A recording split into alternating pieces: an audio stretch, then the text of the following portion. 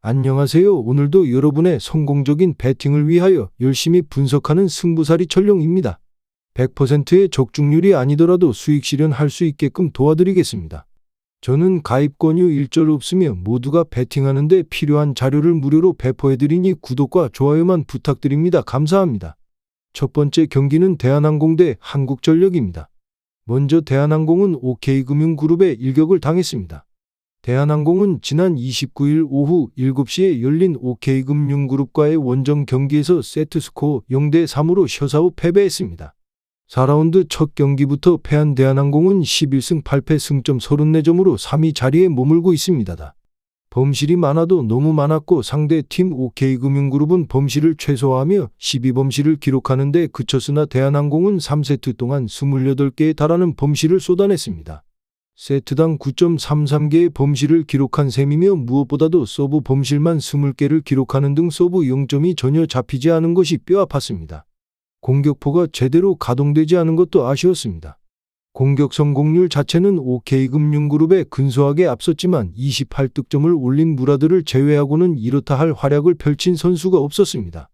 국내 쌍포 정지석과 곽승석은 각각 8득점, 5득점을 기록하는 데 그쳤습니다.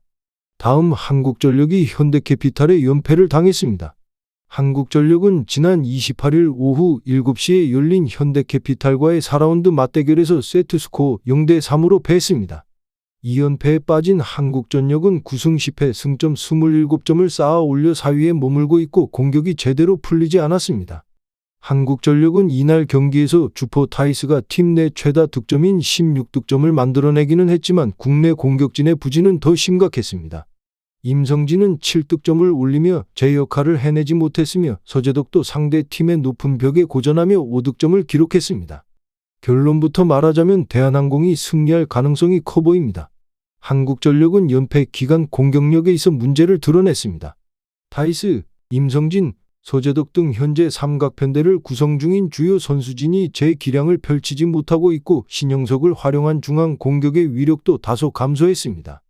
앞선 경기에서 대한항공의 국내 공격진이 다소 부진한 모습을 보이기는 했으나 무라드가 상당히 위력적인 공격력을 자랑했습니다.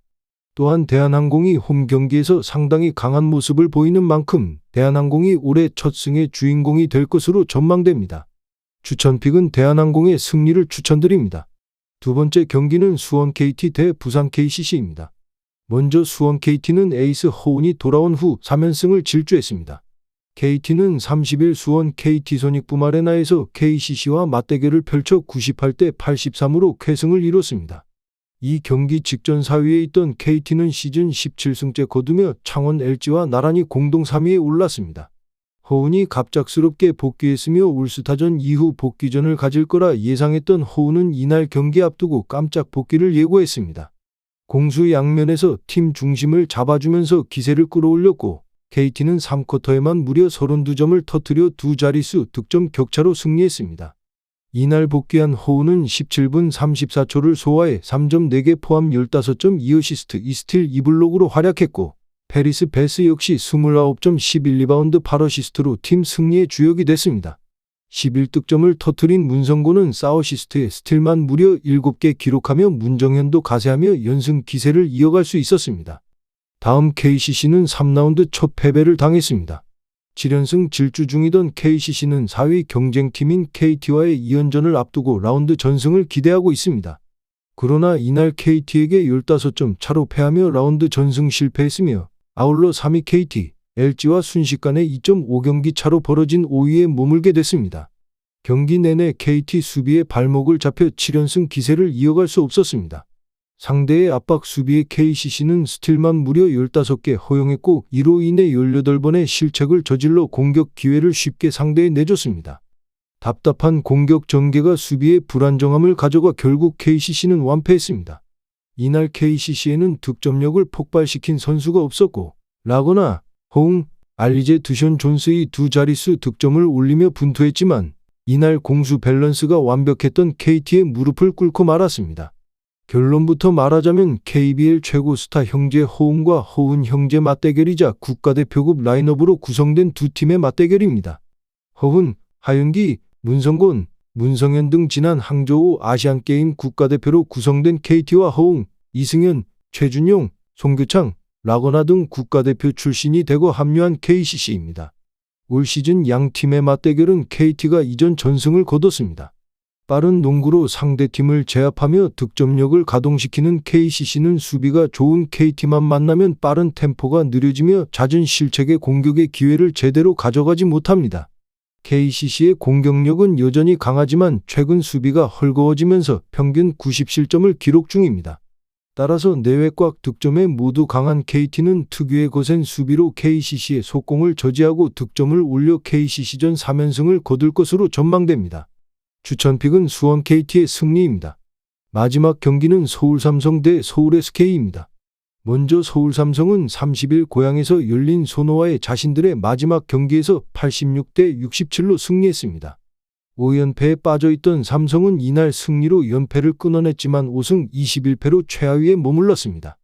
이날 삼성은 코피 코번이 15득점 12리바운드로 평소보다 낮은 득점을 기록했지만 동료 선수들의 도움으로 팀 승리를 이끌 수 있었습니다.